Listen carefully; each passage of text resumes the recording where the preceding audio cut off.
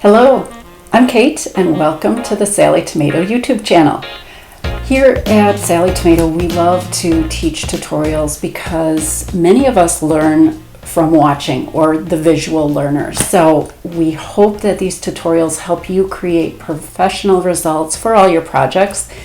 And today we are going to be creating a very easy to sew but very practical water bottle sling using our cage pattern.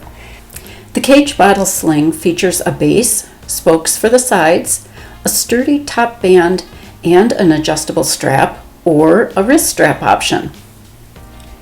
This easy to sew accessory got its name cage because, well, it's kind of a cage for a water bottle. So as we go along, I'm going to show you just a few tips to incorporate woven ribbons as an option for adding an extra pop of color and personality to your project. Before beginning this tutorial, be sure to purchase the pattern. You can find the pattern and supplies on our website, sallietomato.com, or request them at your local quilt shop. The supplies you need are listed on the back of the pattern, including a list of helpful notions. I encourage you to pause the video as we go along so you can sew with me. And I've already gathered my supplies. So open your pattern and I'll see you at the work table. Before beginning, take a few minutes to review the recommended fabrics on the back of the pattern. This project is ideal for cork, faux leather, and other non-fraying fabrics as the main fabric and contrast fabrics. Have fun selecting your colors that show off your team spirit or school pride. As I mentioned earlier, I'll show you how I used woven ribbon along with the cork fabric.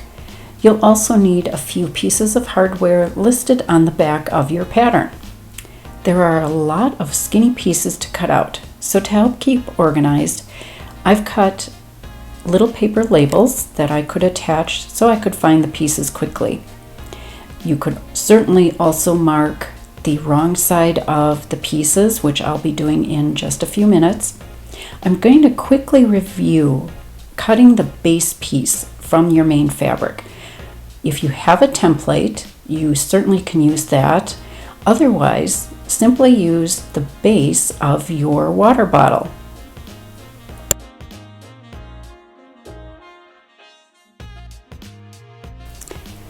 Alright, so now from the main fabric you have your base pieces, the spokes, the band for the top, and then the pieces for either the adjustable strap or the wrist strap.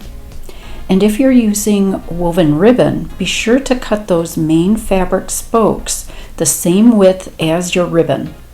And then from the contrast fabric, you'll cut spokes and the optional tassel. And here's where I'm marking the spokes, right on the wrong side of the fabric.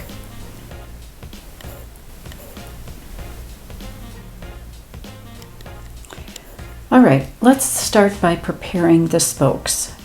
With the wrong sides together, position a main spoke on each contrast spoke, aligning one short raw end. Hold the layers together with basting spray or tape, and if you're using ribbon as your contrast, you'll layer the pieces in the same way, just substituting your ribbon pieces. All right, back at the machine, top stitch following the lengthwise edges of the shorter spokes using an 1/8 inch allowance. The Baby Lock Accomplished sewing machine that I'm using has a very narrow foot that gives a perfect 1/8 inch, but you could easily use a zipper foot. Now fold over the extending end of the contrast spoke, encasing the raw end of the main spoke. And if you're using ribbon, top stitch or zigzag over the raw edge of the spoke. Then you're going to fold that end again, forming a loop. Top stitch along that first fold with an 1/8 inch allowance.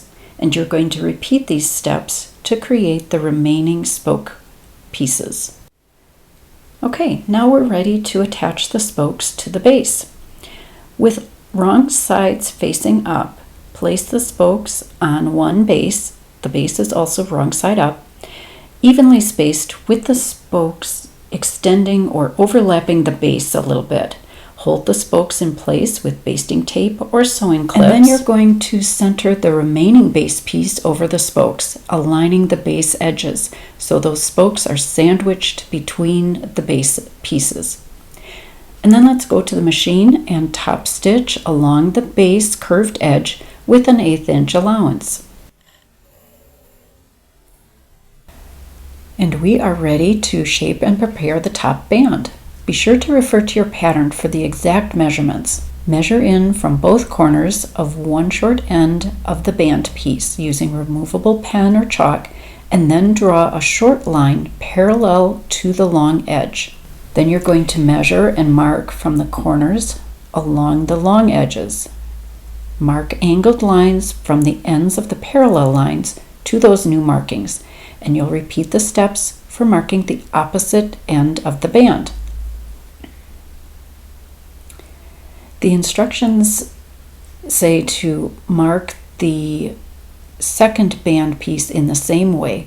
I'm going to skip that and just use one marked piece, and you'll see how easy it is to continue. So I'm going to trim away the excess on my marked band piece following the marked lines, and then place the band pieces together, wrong sides together, aligning the short ends and the center area of the long edges. First, I'm going to top stitch the lengthwise edges, and I'm following the cut band or trimmed band using 1/8 inch allowances. And if you'd like your band to roll slightly, holding a slightly circular shape, put the tiniest amount of tension or stretch on one layer as you top stitch. When these first 2 rows of top stitching are complete, now I'm going to trim away the excess of the bottom layer, and you can see the band is perfectly aligned. Now we're going to insert the band, threading one D-ring onto one end of the band, fold that end of the band to the underside, and then top stitch the end of the band to itself, encasing the D-ring.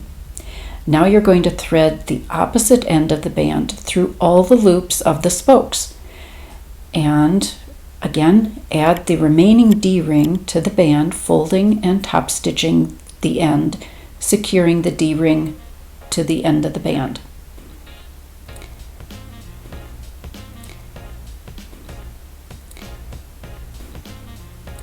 If you prefer an adjustable strap, use the piece D straps and follow Jess's video tutorial of how to make an adjustable cork fabric strap on our YouTube channel. The only change is to attach a swivel hook to each strap end.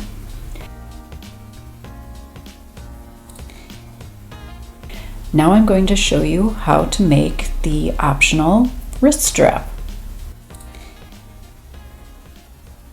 Measure in from both corners of one short end and mark from those corners along the long edges of the wrist strap using removable pen or chalk. Draw angled lines from the corner marks to the adjacent marks along the long edges. And you'll repeat the step for the opposite end of the wrist strap and also for the second strap if you'd like. Cut away the excess following the marked lines on both strap pieces. However, I am only going to cut or trim one strap piece. Place the strap pieces wrong sides together, aligning the edges.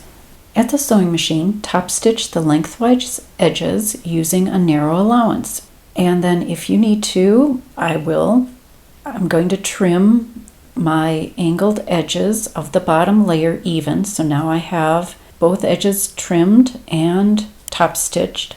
And then you are going to thread one swivel hook onto one end of the wrist strap. And I actually showed 2 swivel hooks earlier, but you really only need 1 swivel hook for the wrist strap. Now fold the end of the strap to the underside. Tuck the opposite strap end into the fold, centered and almost touching the hardware, just as I've done here.